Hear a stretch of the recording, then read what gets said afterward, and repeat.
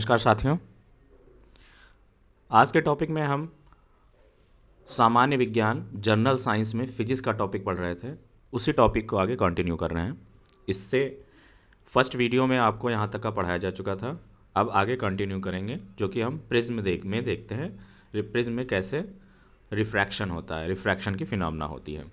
तो ये हमारे पास एक प्रिज्म है और इस प्रिज्म में जब कोई लाइट रे इसके रिफ्लेक्टिंग सरफेस पे पड़ती है, ये प्रिज्म है ए, बी एंड सी। इस रिफ्लेक्टिंग सरफेस पे जब इंसिडेंट रे पड़ेगी तो यहाँ पे रिफ्रैक्शन की फिनोमेना होगी, क्योंकि लाइट क्या होगी, रेयर मीडियम से डेंसर मीडियम में जाएगी। तो जब भी लाइट रे रेयर से डेंसर मीडियम में जाती है तो नॉर्मल की तरफ बेंड होती है, यानी नॉर्मल टूवर्ड्स द नॉर्मल हो जाती है, नॉर्मल की तरफ झुक जाती है।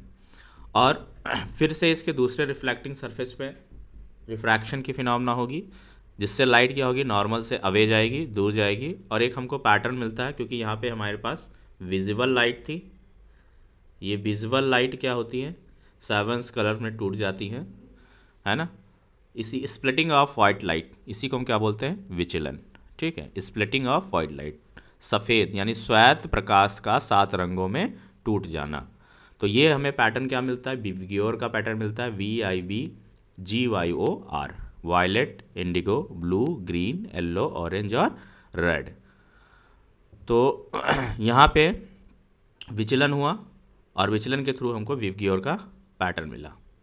वेंडिंग किस पे डिपेंड करता है, रिफ्रैक्टिव इंडेक्स पे।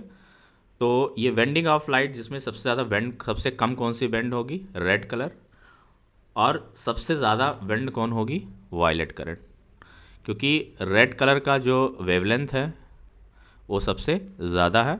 ये 4000 एंगस्ट्रॉन से 8000 एंगस्ट्रॉन के बीच में जो आपकी श्वेत प्रकाश होता है वो लाई करता है। 4000 एंगस्ट्रॉन से 8000 एंगस्ट्रॉन तक की होती है वाइट लाइट का वेवलेंथ। तो 4000 मिनिमम में आपकी हो गई वायलेट, बैगनी, और 8000 में आपकी रेड। तो इसका वेवलेंथ ज़्यादा है, यानी इस लाइट की वेलोसिटी ज़्यादा होगी। तो जिसकी वेलोसिटी ज़्यादा है ना, तो वो क्या होगी, कम विचलित होगी। तो सबसे कम कौन होगी, लाल, और सबसे ज़्यादा विचलित कौन सी है, बैगनी। और ये पैटर्न जो मिलेगा VIBGYOR का मिलेगा। अब आगे समझते हैं रिफ्रैक्टिव इंडेक्स क्या होता है। रिफ्रैक्टिव इंडेक्स, जिसको हम बोलते हैं अपवर्तनांक। रिफ्रैक्टिव इंडेक्स को क्या बोलते हैं भाई, अपवर्तनांक। समझेंगे यहाँ पे क्या होता है अपवर्तनांक।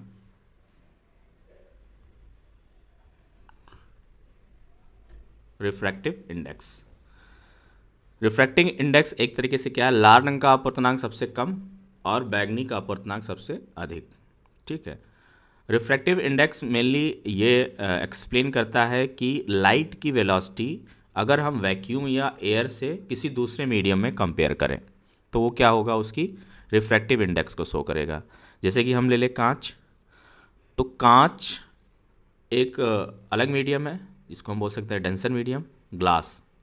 और अगर वो किसी रेयर मीडियम में रखा हुआ है तो लाइट क्या होगी, रेयर यानी एयर से कांच में जाएगी। तो यहाँ पे क्या बनेगा, रिफ्रैक्टिव इंडेक्स क्या होगा कि velocity of light in a vacuum या फिर एयर अपॉन का velocity of light in a medium, यानी मीडियम ऑफ ग्लास, उसका रेशियो जो होगा रिफ्रैक्टिव इंडेक्स को शो करेगा। क्योंकि लाइट जब एक मीडियम से दूसरी मीडियम में जाएगी तो उसकी वेलोसिटी क्या होगी, रिड्यूस होगी, है ना। रेयर से डेंसर में जा रही तो डेंस में उसकी वेलोसिटी कम होगी। तो उन दोनों वेलोसिटीज़ का जो रेशियो होता है वही क्या होता है, refractive index. Velocity of light in a air या फिर वैक्यूम अपॉन का velocity of light in a medium. तो यहाँ पे ये अपवर्तनांक, इसी को हम ऐसा एक्सप्लेन करते हैं अपवर्तनांक को। और स्नेल्स लॉ भी यहाँ पे हम लगाते हैं। जो स्नेल्स लॉ क्या होता है, sin I by sin R equal to refractive index of material, या कह सकते हैं ये रिफ्रैक्टिव इंडेक्स हमेशा क्या आता है, दो मीडियम का क्या होता है, कंपैरिजन होता है। ठीक है, यहाँ पे देखो रिफ्रैक्टिव इंडेक्स को हम n से रिप्रेजेंट किए हैं, या फिर हम रिफ्रैक्टिव इंडेक्स को म्यू से भी रिप्रेजेंट करते हैं। तो n equal to C upon V है, यानी velocity of light in a vacuum upon का velocity of light in a medium. V क्या है, velocity of light in a medium. लाल रंग का अपवर्तनांक सबसे कम होता है तथा बैगनी का अपवर्तनांक सबसे अधिक होता है। लाल रंग के लिए अपवर्तनांक सबसे कम का कहने का मतलब है कि लाल रंग जो होगा, लाल रंग की वेलोसिटी तेज़ होती है, ज़्यादा होती है ना। तो अगर हम यहाँ से अपवर्तनांक निकालें तो eta is equal to C upon V, तो इसका अपवर्तनांक कम आएगा क्योंकि वी की वेलोसिटी क्या है, ज़्यादा है। बैगनी की वेलोसिटी क्या है, बहुत कम है, तो वी की वैल्यू कम हो जाएगी यहाँ पे, तो अपवर्तनांक क्या हो जाएगा इसका, सबसे ज़्यादा हो जाएगा। किसी वस्तु का दूसरे माध्यम में रखने पर उसके द्वारा आभासी उभरा हुआ सूत्र, ये एक फॉर्मूला है, ठीक है, राइज का, right, R D equal to 1 - 1 upon mu. Mu क्या, रिफ्रैक्टिव इंडेक्स। लाल रंग सबसे कम उभरा हुआ प्रतीत होगा और बैगनी सबसे अधिक उभरा। उभरा का मतलब की होता है कि वही विचलन, ठीक है। तो सबसे कम विचलित कौन सी लाइट होती है, लाल, और सबसे ज़्यादा कौन सी होती है, बैंगनी। क्वेश्चन है, रंगीन अक्षरों पर समतल कांच की पट्टी रखी जाती है तो कौन से रंग का अक्षर कम उभरा हुआ प्रतीत होगा। रंगीन अक्षरों पर समतल कांच की पट्टी रखी जाती है तो सबसे कम कौन हो जा, लाल वाला कम उभरा होगा। क्वेश्चन इस तरह बनता है। विजुअल डिस्प्ले यूनिट VDU क्या होता है, कंप्यूटर मॉनिटर और टीवी स्क्रीन। इसमें 3 प्राथमिक रंग होते हैं, red, green and blue. TV screen generates 3 colors of light, red, green, blue, and the different colors we see are due to the different combination and intensities of these 3 primary colors। तो primary colours क्या होते हैं भाई, red, विवग्योर का pattern देखा जाए तो white colour में जो पैटर्न मिलता है हमें किसका मिलता है, विवग्योर का, जिसमें आपका रेड, ग्रीन एंड ब्लू ये आपके क्या हैं, प्राइमरी कलर्स हैं। ल्यूमिनस फ्लक्स क्या होता, या photo electric power, photometric power, प्रकाशमितीय शक्ति, या ल्यूमिनस फ्लक्स को हम क्या बोलते हैं, प्रकाशमितीय शक्ति, फोटोमेट्रिक पावर। किसी प्रकाश स्रोत द्वारा 1 सेकंड में उत्सर्जित दृश्य प्रकाश को ज्योति फ्लक्स कहते हैं। इसका मात्रक क्या होता है, ल्यूमेन, कई बार पूछा गया है। ल्यूमिनस फ्लक्स का मात्रक क्या होता है, ल्यूमेन। 1 सेकंड में दृश्य प्रकाश, किसी प्रकाश स्रोत द्वारा 1 सेकंड में उत्सर्जित दृश्य प्रकाश, यानी कोई सोर्स है, लाइट का सोर्स है, वो 1 सेकंड में कितनी लाइट निकाल रहा है, उसी को हम क्या बोलेंगे, फ्लक्स, फोटोमेट्रिक पावर। आगे देखते हैं भाई, आवर्धन क्षमता, मैग्नीफिकेशन पावर या फिर रिजॉल्विंग पावर क्या होता है। आवर्धन क्षमता बोलो या फिर विभेदन क्षमता, नहीं सॉरी, मैग्नीफिकेशन पावर तथा रिजॉल्व दोनों अलग अलग चीज़ें हैं। आवर्धन क्षमता एंड विभेदन क्षमता, resolving power. Magnification gives has many times the image has been magnified by the instrument. Resolving power gives the ability to separate between 2 closely placed object. Magnification power या आवर्धन क्षमता क्या होता है, -I/O, या इसको ले सकते हैं हाइट ऑफ इमेज अपॉन का हाइट ऑफ ऑब्जेक्ट, ये फॉर्मूला होता है। यहाँ पे देख सकते हैं डायग्राम में, ये है कि इस इमेज H की ऑब्जेक्ट का इमेज कहाँ बन रहा है, H', ठीक है। तो यहाँ पे H' अपॉन H क्या है, हाइट ऑफ इमेज अपॉन का हाइट ऑफ ऑब्जेक्ट। और रिजॉल्विंग पावर का फॉर्मूला क्या होता है, 1/Δt equal to 2 mu sine theta upon lambda, ये रिजॉल्विंग पावर का फॉर्मूला है। एटॉमिक क्लॉक क्या होता है, CS। Cesium is the element most commonly used in the atomic clock, which provide the most accurate times. Cesium atomic clocks in satellites help GPS and mobile phone networks function। तो ये atomic clock होता है, इसमें हम use क्या करते हैं, caesium का। कॉनकेव लेंस क्या होता है, तो ये कॉनकेव लेंस का डायग्राम बना हुआ है। इसमें इमेज कैसी बनती है, प्रतिबिंब कैसा बनता है, वर्चुअल बनता है, आभासी बनता है, सीधा बनता है और वस्तु से छोटा बनता है, यानी ऑब्जेक्ट से स्मॉल बनता है, इरेक्ट बनता है और वर्चुअल बनता है। कॉन्वेक्स मिरर में प्रतिबिंब कैसा बनता है भाई, आभासी, सीधा, वस्तु से छोटा, ठीक है। तो यहाँ पे देखा जाए कॉनकेव लेंस और कॉन्वेक्स मिरर की कंडीशन एक ही जैसी है ना। कॉन्वेक्स मिरर की बात करें या कॉनकेव लेंस की, तो कॉन्वेक्स मिरर कैसा है भाई, वर्चुअल है, सीधा है और small size of the object. Next है यहाँ पे अवतल लेंस और अवतल दर्पण या convex lens and concave mirror, इसमें एक जैसे इमेजेस बनते हैं।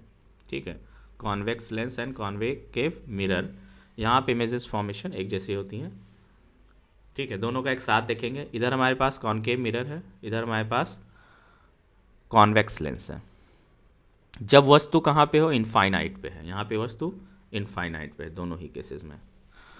तो ये यहाँ पे इमेज कैसी बननी है, रियल बननी है, इन्वर्टेड बननी है, इन्वर्टेड मतलब उल्टा, और वस्तु से छोटा बननी है दोनों केस में। ये हमें केसेस याद रखने हैं। और जब वस्तु कहाँ पर है भाई, वस्तु फोकस F पर है, तो प्रतिबिंब कहाँ बनना है, उल्टा बनेगा, मतलब अनंत, जब अनंत पे था तो फोकस भी बनना था, अगर फोकस पे तो अनंत पर बनेगा। वास्तविक होगा, रियल होगा, उल्टा होगा, वस्तु से बहुत बड़ा होगा। और जब वस्तु कहाँ पे है भाई, वस्तु 2F1 पर है, तो प्रतिबिंब कहाँ बनेगा, 2F2 पर बनेगा। 2F1 का मतलब है सेंटर ऑफ कर्वेचर पे है, ये वाला इमेज है, सेंटर ऑफ कर्वेचर है, तो इमेज कहाँ बन रही है, सेंटर ऑफ कर्वेचर पे बन रही है, वस्तु के बराबर ही बन रही है, उल्टा बन रही है, ठीक है, और रियल बन रही है। दोनों का ये डायग्राम है। इधर हमारे पास कॉन्वेक्स मिरर, इधर कॉन्वेक्स लेंस, और ये क्या है, कॉनकेव मिरर। ठीक है, ये लेंस है, कैसा लेंस, कॉन्वेक्स लेंस, ये मिरर है। नेक्स्ट कंडीशन है हमारे पास, जब वस्तु कहाँ पे भाई, F और 2F1 के बीच में है, यानी कि सेंटर ऑफ कर्वेचर और फोकस के बीच में है, तो कैसी इमेज बनेगी, यहाँ पे वस्तु प्रतिबिंब बनेगा 2F2 अनंत के मध्य, वास्तविक बनेगा, रियल, उल्टा बनेगा और वस्तु से बड़ा, C व अनंत के मध्य में, तो इसी तरह यहाँ पे कॉनकेव मिरर का कंडीशन भी बन जाएगा। जब वस्तु कहाँ पे है, फोकस व लेंस के बीच में है, तो फोकस और लेंस के बीच में होगी, तो यहाँ पे देखो दोनों ही केस में हमें कैसा मिलेगा, मोस्ट इंपॉर्टेंट वर्चुअल इमेज बनेगी, सीधा बनेगा और वस्तु से बड़ा बनेगा। ठीक है, कॉन्वेक्स लेंस कॉनकेव मिरर, दोनों का डायग्राम एक साथ दिखाया गया। आवर्धित और आभासी प्रतिबिंब क्या होता है, उत्तल लेंस एवं अवतल लेंस। ठीक है, आभासी प्रतिबिंब बनता है उत्तल लेंस पे और अवतल दर्पण पे, छोटा एवं आभासी अवतल लेंस एवं उत्तल दर्पण पे। आवर्धक लेंस, अभिसारी लेंस कौन से होते हैं, आवर्धक लेंस बोलो या फिर अभिसारी लेंस, तो उत्तल लेंस होता है। ऑप्टिकल फाइबर क्या होता है, ऑप्टिकल फाइबर पूर्ण आंतरिक परावर्तन के सिद्धांत पर कार्य करता है। यह एक लचीली पारदर्शी बेलनाकार नलिकाएं हैं जो कि सिलिका की बनी होती हैं। खोज 1992 में नरेंद्र सिंह कपानी ने की थी। अंतर्दर्शी का एक ऐसा यंत्र है जो आमाशय के अल्सरों का पता लगाने के लिए प्रयुक्त किया जाता है। अंतर्दर्शी यानी इंडोस्कोपी होती ना, एक ऐसा यंत्र है जो आमाशय के अल्सरों का पता लगाने के लिए प्रयुक्त किया जाता है। यह यंत्र पूर्ण आंतरिक परावर्तन पर कार्य करता है। इसमें ऑप्टिकल फाइबर लगा होता है। पूर्ण आंतरिक परावर्तन होने के लिए प्रकाश को सघन से विरल माध्यम में जाना होता है, यानी जब लाइट क्या होती है, डेंसर टू रेयर मीडियम में जाती है, तभी क्या होता है, टोटल इंटरनल रिफ्रैक्शन, पूर्ण आंतरिक परावर्तन होता है। आकाश का नीला रंग, वायुमंडल में सूर्य के प्रकाश के लघु तरंग दैर्घ्य का प्रकीर्णन अर्थात नीले रंग का प्रकीर्णन। ठीक है, तो वायुमंडल आकाश का नीला रंग इसलिए दिखाई देता है क्योंकि नीला का जो तरंग दैर्घ्य है लघु है और इसलिए इसका प्रकीर्णन सबसे ज़्यादा होता है। इंद्रधनुष किस पे वर्क करता है भाई, तो इंद्रधनुष परावर्तन, अपवर्तन और पूर्ण आंतरिक परावर्तन, विक्षेपण सभी का अच्छा उदाहरण है। परावर्तन का भी उदाहरण है, अपवर्तन का भी उदाहरण है, टोटल इंटरनल रिफ्रैक्शन यानी पूर्ण आंतरिक परावर्तन का भी उदाहरण है। वर्ण विक्षेपण क्या होता है, प्रिज्म द्वारा श्वेत प्रकाश का अपने अवयवी रंगों में विघटित होने की प्रक्रिया डिस्पर्जन ऑफ लाइट कहलाती है। डिस्पर्जन ऑफ लाइट जैसे अभी हमने देखा था प्रिज्म में, जब सफ़ेद प्रकाश था, श्वेत प्रकाश, वाइट लाइट कितने कलर में, 7 कलर्स में टूट रही थी, जिसको हम विव्यूअर बोल रहे थे। तो इसी फिनोमेना को हम क्या बोलते हैं, डिस्पर्जन ऑफ लाइट। पृथ्वी की ओर से इसके सबसे अंदर के रंग के रूप में बैंगनी प्रकाश होता है। पृथ्वी की ओर इसका वक्रता झुकाव होता है, ये देखो बैंगनी सबसे नीचे होता है और इसका झुकाव कैसा होता है, वक्रता जैसे। आकाश की ओर इसके बाह्य रंग के रूप में लाल रंग होता है, और सबसे ऊपर कौन सा होता है, रेड कलर। तो ये आपका क्या है भाई, इंद्रधनुष बना, इसको हम रेनबो बोलते हैं। तो ये जनरल साइंस के अंतर्गत से रिलेटेड जितने भी इंपॉर्टेंट टॉपिक थे जो कि प्रतियोगी परीक्षाओं में पूछे जाते थे, उसके कुछ टॉपिक्स को कवर किया गया है। और इससे रिलेटेड जो भी इस PDF में इंपॉर्टेंट नोट्स हैं वो कवर किया जाएगा। तो मिलते हैं नेक्स्ट वीडियो में, तब तक के लिए नमस्कार।